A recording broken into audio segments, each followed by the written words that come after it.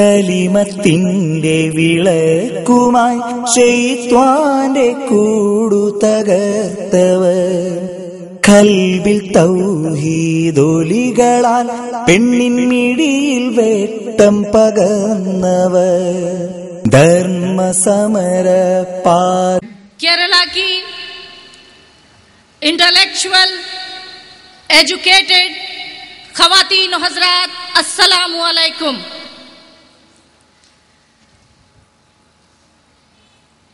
दुनिया का हर बड़ा काम छोटे काम से शुरू होता है और हर छोटी बात के पीछे बड़ी बात और बड़ी बात के पीछे छोटी बातें होती हैं। आइए आज मैं आपको बताती चलूं कि औरतों पर, खवातीन पर जो छोटे छोटे इल्जामात लगाए जाते हैं, उन इल्जामात के हवाले से अपनी बात करूंगी और बात को जारी रखूंगी। खवातीन, मैं उर्दू में बात कर रही हूं, लेकिन इसका ट्रांसलेशन बाद को डॉक्टर सफिया आपके सामने सुनाएंगी। खवातीन पर सबसे पहला इल्जाम यह लगाया जाता है कि वो बातूनी होती हैं, लेकिन आज आप देख रही हैं कि मेरी बातचीत आपके समझ में भी नहीं आती, लेकिन आप खामोश सुन रही हैं। इससे बढ़कर और क्या सबूत चाहिए कि औरतें आज अपनी बातचीत पर, अपनी खामोशी पर पूरा उबूर रखती हैं। सामईन, अगर घरों में आपकी बेटियां, आपकी बहुएं बातचीत बंद कर दें तो आपको कैसे लगेगा? अगर बीवियां बातचीत बंद कर दें तो आपको कैसे लगेगा? हाँ, आपकी माएं अगर बात बंद कर दें तो फिर नस्ल इंसानी को बातचीत सिखाने के लिए कितने पापड़ बेलने पड़ेंगे।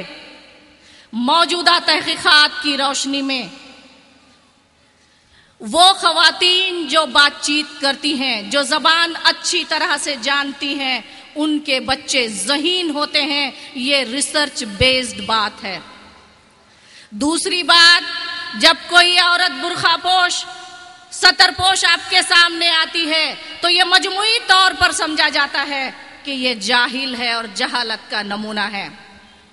लेकिन आज हमें ये साबित करना है कि मुस्लिम खवातीन सारी दुनिया में जहालत का नमूना नहीं है।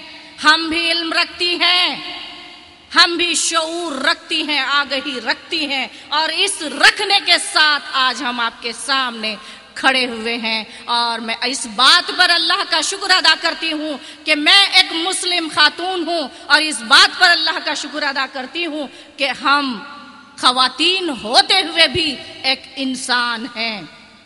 सिर्फ मर्द ही इंसान नहीं है, औरत भी इंसान है, और हमें अपने इस हक को हमेशा अपने साथ रखना चाहिए, इसको हासिल करना चाहिए।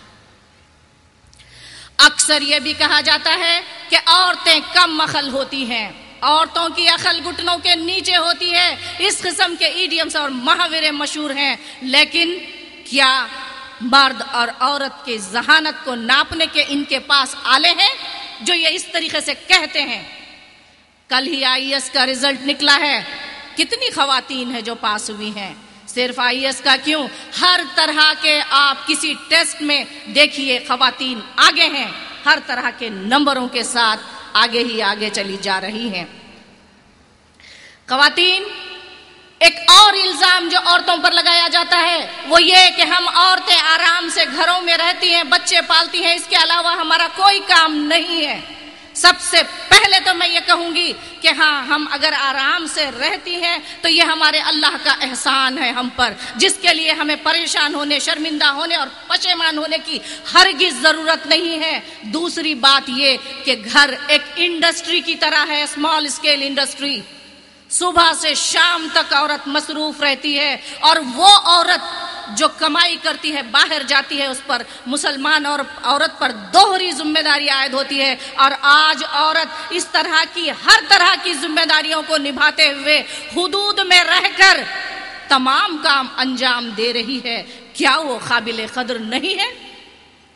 सामईन, इस तरह की मर्दाना सिफात को जब अहमियत ज्यादा दी जाने लगती है और जनाना सिफात को कमतर समझा जाने लगता है तो दरअसल यहीं से फसाद शुरू होता है। और ये फसाद وہ چھوٹی باتوں سے شروع ہوتا ہے لیکن اس سے بڑے بڑے فساد جنم لیتے ہیں. اور جہاں تک میں سمجھتی ہوں کہ آج مغربی میڈیا نے جو فساد برپا کیا ہوا ہے، عورت کے صفات اور مسلمان عورت کو جس طرح سے ڈیگریڈ کیا جاتا ہے، اس کی طرف توجہ دیجیے. آج میں آپ کو ایک کہانی سنانا چاہتی ہوں، بہت ہی چھوٹی. ایک جنگل تھا، جنگل میں شیر اور شیرنی آرام سے بیٹھے ہوئے تھے. ان کے 2 بچے ان کے آنکھوں کے سامنے کھیل رہے تھے. ادھر سے ہاتھیوں کا ایک جھنڈ جنگل میں آیا. شیر کے بچے کھیلتے کھیلتے ہاتھیوں کے جھنڈ کے پیروں تلے آئے، کچلے گئے اور مر گئے. جنگل کے جو چھوٹے چھوٹے جانور تھے انہوں نے دیکھا اور جا کر یہ ماجرا شیر کو سنایا اور کہا، مہاراج آپ کے بچوں کو ہاتھیوں نے کچل دیا اور مار ڈالا. شیرنی سنتے ہی چلانے لگی، چیخنے لگی، رونے لگی. اور شیر نے کہا، غور کیجئے، شیر نے کہا، ہاتھی تو میرے دوست ہیں، میرے بچوں کو وہ کیسے مار سکتے ہیں؟ ہاتھی میرے دوست ہیں، میرے بچوں کو وہ قتل نہیں کر سکتے. ہاں وہ دیکھو دور بکریاں ماحول سے بے خبر گھاس چرنے میں مصروف ہے. شیر اور شیرنی دوڑے اور بکریوں کو ختم کر دیا. یہ ایک کہانی ہے، صرف کہانی. اگر اس کہانی کو سمبولک کہانی کے طور پر لیا جائے تو ہاتھی طاقتور ہوتا ہے، ایک طاقتور کا مقابلہ شیر بھی نہیں کر سکتا. اور بکریاں کمزور ہوتی ہیں، ان کے جان کی حفاظت کوئی نہیں کر سکتا. تو سامعین، خواتین، آج ہمیں دیکھنے کی ضرورت ہے کہ دنیا کی تمام خواتین کیا بکریاں ہیں؟ انہیں مجبور مظلوم کیوں بنایا جاتا ہے؟ ان پر ستم کیوں ڈھائے جاتے ہیں؟ آج سوچنے کی ضرورت ہے کہ آج جو سیناریو ہے پوری دنیا میں ہماری قوم کا، مسلمانوں کا، کہ ہم بے کس، لاچار، بے بس ہیں. تو ایسے میں سوچنے کی ضرورت ہے، کیا مسلمان قوم بکریوں کی طرح ہو گئے ہیں؟ واقعی یہ سوچنے کی بات ہے. میں آپ کو بتاتی چلوں کہ بعض ایسی صفات ہوتی ہیں جو کسی قوم کو یا اس قوم کے فرد کو طاقتور بناتے ہیں، اور بعض ایسی صفات ہوتی ہیں جو قوم کو یا قوم کے افراد کو بکریوں کی طرح بنا دیتے ہیں. آج ہماری قوم اسی طرح بکریوں کی طرح جا بجا مختلف ممالک میں ظلم و ستم کا شکار ہیں. میں بتاؤں وہ کون سی صفات ہیں؟ دولت کا نہ ہونا ایک کمزوری ہے، علم کا نہ ہونا ایک کمزوری ہے، مذہب کا نہ ہونا ایک کمزوری ہے، اخلاق کا نہ ہونا ایک کمزوری ہے، ادب کا نہ ہونا کمزوری ہے، اور اخلاقیات کا نہ ہونا، تہذیب و ثقافت کا نہ ہونا، تاریخ کا نہ ہونا قوموں کے ساتھ کمزوری ہے. آج ہم دیکھتے ہیں کہ ہم میں کوئی کمزوری نہیں ہے. ہمارے ساتھ مذہب ہے، ایک اللہ کا تصور ہے، ایک رسول کا ایمان ہے، قرآن ہے. اس کے باوجود ہمارا وجود بے بس لاچار ہے. اس کی کیا وجہ ہے؟ ہم میں اتحاد نہیں ہے، گو کہ ہم سب کچھ رکھتے ہیں. ہم مذہب رکھتے ہیں، مذہب پر چلتے نہیں ہیں. ہم اخلاقیات کا ذخیرہ اپنے ساتھ رکھتے ہیں لیکن اس ذخیرے کو استعمال نہیں کرتے. آج اس لیے شاید ہم لوگ کمزور ہو رہے ہیں. ہماری ضرورت یہ ہے کہ دنیا میں جو بھی اچھی چیز دیکھیں، جو بھی پازیٹیو چیز دیکھیں تو اپنے اندر اپنی شخصیت کا حصہ بنانے کی کوشش کریں، اور جو بھی بری چیز دیکھیں تو اپنی شخصیت سے اسے نکالنے کی کوشش کریں. تب کہیں ہم جا کر دنیا کی ایک بہترین قوم بن سکتے ہیں. لیکن اس کے پہلے، سب سے پہلے ضرورت ہے ایک ویژن کی، سوچ کی، خیال کی. یہ خیال جب آتا ہے تو انسان عمل کرتا ہے، اور جب عمل کرتا ہے تو انقلاب آتا ہے.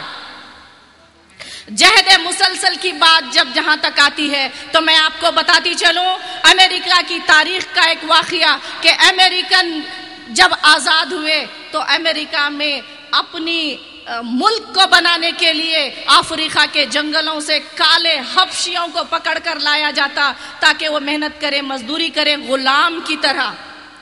یہی غلاموں نے جب مل کر اپنی غلامی کے خلاف آواز اٹھائی، انہی کالے غلاموں نے جب اپنی آزادی کے لیے آواز اٹھائی، تو ان کی آزادی کے ٹھیک 200 سال بعد جس وائٹ ہاؤس کی تعمیر کے لیے کالے غلاموں کو افریقہ سے پکڑ کر لایا جاتا تھا، اسی وائٹ ہاؤس کا صدر بن بیٹھا ایک کالا مبارک اوباما۔